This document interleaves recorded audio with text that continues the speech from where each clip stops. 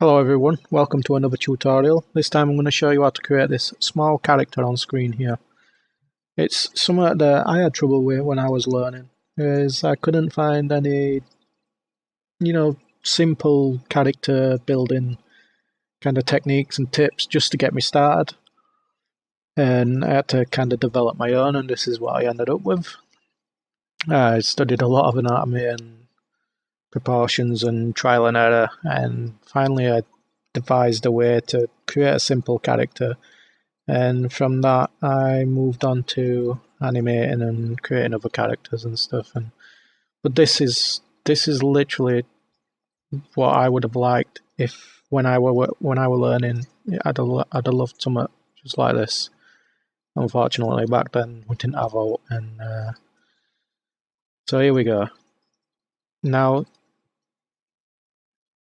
when I first started, I used to just wiggle some lines in, like so. The usual stick figure. The arms were wrong. I eventually started doing the arms down like so, but it never seemed to look right.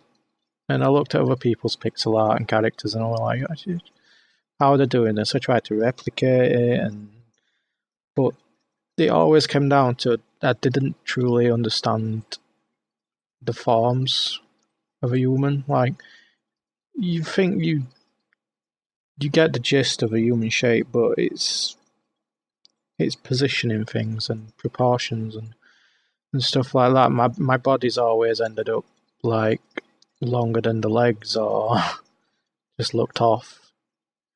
It was all down to proportion. So I do suggest that if you're serious with characters and really want to get into drawing them and animating them, I suggest at least looking into anatomy a little bit. However, that said, I'm going to go into this a little bit here and hopefully get you started at least. Give you somewhere to start. It's a general pose, so it's just stood normally, a bit of a power pose, I guess. And I'll show you how you can just mold and adjust it once it's done. But this is a good point to start. I don't recommend sticking with this forever. Just use this as like a tool to learn yourself. So we start with the head, which is, now keep it really basic. I mean, just keep 2 pixels in the middle. Always have a center line. So you've got 2 pixels missing there. It's just a little rectangle box. Keep that size because it'll just make it easier on you. As you learn and study it a bit more, you'll be able to use bigger sized heads and understand how it's working. But for now, let's just stick with this a rectangle with 2 pixel gap in the middle. So there we go. We've got the head, and what we're going to do is plop a little neck on there. Then we're going to take the head and we're going to create the body, which is 3 heads. As simple as copying and pasting it straight down like that. And we've got the body. So as simply that's literally just a head, neck, and the body. That's 4 heads there, excluding the neck. It's really that simple. The legs will end up being 4 heads. So it's keeping it in proportion. You're starting to understand proportion a little bit just by using this technique. Once we've got the heads and the body all set up, we put the shoulders in, which is 1 pixel down from here. You don't want it in line with that, because as the shoulders come down, they come down a little bit. So we want the shoulders around there. So we've got a little box for the shoulders, and the arms will eventually come out from the end of the shoulders there. Okay, moving on from the shoulders, we want to put the hips in, and at the moment everything's a height of 4 pixels. The head is 4 pixels high. And what we want to do is just here, we keep the crotch. This is going to be the crotch line. So there'll be like a gap there. That'll be like the groin. and keeping in line with the 4s. Now we've got a head for the head, 3 heads for the body, 2 squares for a shoulder, drop down just a little bit. Now for the hips, we want the same height as the head, just not the width. So we want to come down just like that. So we have 4 in height, but it's only 2 in width this time because you need that gap in the middle. And you don't want it to be as wide as the shoulders, unless you're going for a female character, then I guess, yeah, you want it to be a bit wider. But for this, just stick to this. So you've got the head, the body, the shoulders, and now you've got the hips, which is just basically 4 lines down, leaving that gap there at the bottom for the crotch, so you've created that gap. Right, then you do the same kind of 4 down again. So 1, 2, 3, 4. 1, 2, 3, 4, like so. And this is generally where the knee would be. Now you start doing the lower leg. So you put a dot on the side like so, and then you come down here. 1, 2, 3, 4. 1, 2, 3, 4. Oops, did it in the wrong area there. 4 again, 4 again. And then the last part of the leg, 1, 2, 3, 4. 1, 2, 3, 4. So it keeps that kind of keeps coming out, and then you just plonk the foot on. Now another thing you can do when you're starting out, because you can get confused with the legs quite easily, is just to stick with 4, 4, 4, 4, and get this general shape. So you've got 4, 4, 4, and then you finish with the foot. It's a bit of a wider stance. It's not as natural. It's more, yeah. So, but it's a good way to start out, and to help with remembering how it's done. And then it's moving on to the arms. So the arms, we don't want them to touch the body, because we want to understand, if we start touching the body, then it's going to start getting confusing later. So we'll go for a power stance. So nothing's touching each other. The legs are wide, so you can understand the form of the legs, the proportions.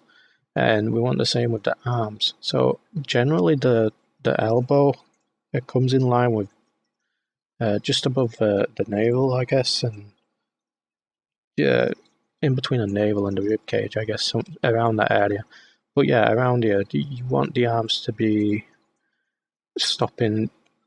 What I do is just 2 under where the shoulder ends, and that seems to do all right. Then go out 1 where the elbow would be, and do the 1, 2, 3, 4. It's just 4. I know it looks longer at the other side, but that's because he's got a hand that we don't see because it's still straight. So the hand would go on the end there. So you've got the 2 there, and then the 1, 2, 3, 4 again, and then bump the hand on the end. And that is basically the whole thing done. Now you can mold this as much as you like. I already showed you by moving the legs out and stuff like that. You can adjust the shoulders, so you can see at the side here it's changing. Another thing I do when I'm learning as well is I create multiple copies of the same thing, making small adjustments each time, just to see the difference and see what it looks like compared to the last one. And I'll just move on like that, and then I'll figure out another adjustment and so forth, and I'll just keep moving like so. I'll bring the hips down, I'll change the arms. This is literally the way I learned to do things, and I'd look at the preview up here, see how they're looking. And everyone has different proportions and different shapes, but they're generally the same kind of area. It's just little differences. So just keep that in mind when all these look perfectly fine to me. There's nothing wrong. They look different, slightly different stances, slightly different proportions, but they're all, using that technique that I've just shown you, which I developed, by the way. I didn't develop the size and the rules of the 8-heads eye and stuff like that, but I developed this technique of doing the squares and putting them in where you put them, the numbers, and getting this general form. I pretty much put all this together because there was nothing I could learn from. So this is this is what I created when I was learning, and that allowed me to create all kinds of different characters just to mess about with and stuff like that. Now, bringing the color bar back over here because you can start coloring it now in RGB crap. Get like a skin tone. Some people don't like if we're going for a Caucasian skin tone, you want to be in between. You want an orangey type color, but with less saturation. Going to about 30, I guess, and a decent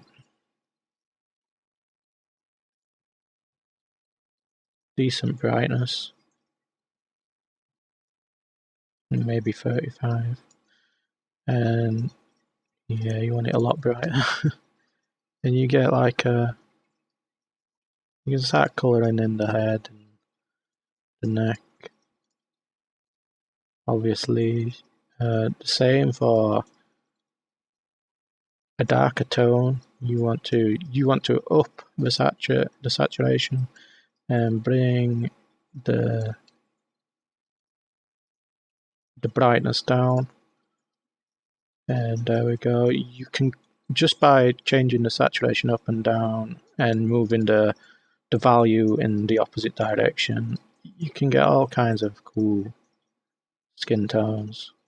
Assuming you're going for a more realistic skin tone. Obviously, someone is going to want to create a green, odd-looking alien type orc, or I don't know. But there you go. Yeah, you just play with it from there. And this is all I did learning characters. It helped me learn a lot of things from characters, proportions. I was obviously studying anatomy. I'm still studying it now. I'm going a bit deeper there now. I'm going into muscle structure and all that stuff. And it's going well. And but yeah, you can clothe them, give him like a gold. Starting to look a bit Star Trek-y. Can have a gold t-shirt. Like so. Come down over his pants a little bit. Maybe he's wearing some dodgy half-mast 3/4 length pants. And what goes with yellow? Black kind of goes with yellow, but I don't. Let's give him some grey pants. Whoopsie daisy. I didn't want that on. Better. There we go. And you can have some red hair. Your hair is, I mean, you can do the ponytail, you can do the parting, you can do the flat top, you can come down at the side for like a weird ass afro thing, maybe, I don't know. Make it long by bringing it down the back like that. For the eyes, obviously you can't just plonk 2 dots on there because, well, it doesn't look terrible, but it's not great. At this scale, you just need to hint that there's something there, so just a shaded line across will do. And just work with it from there. Just play around, and you've started off here with a lot more than I started off with. But this is good, and maybe next time I'll show you how to do the side view as well, if you haven't already figured it out by then. But this is a good place to start. You can make poses just by moving legs around here and stuff. You can just throw one there and he's got his leg off to the side. You can start playing with where pixels are a bit at a time and just work with something like so. And like that, maybe. You know, different styles, different widths, and you can make it. You want to try to keep the groin, so if you want to make him wider, you want to go out that way. And then you'd obviously need to make the bottom leg wider. But yeah, you just play with it like that. Maybe give him some shoulder pauldrons and stuff. And an helmet.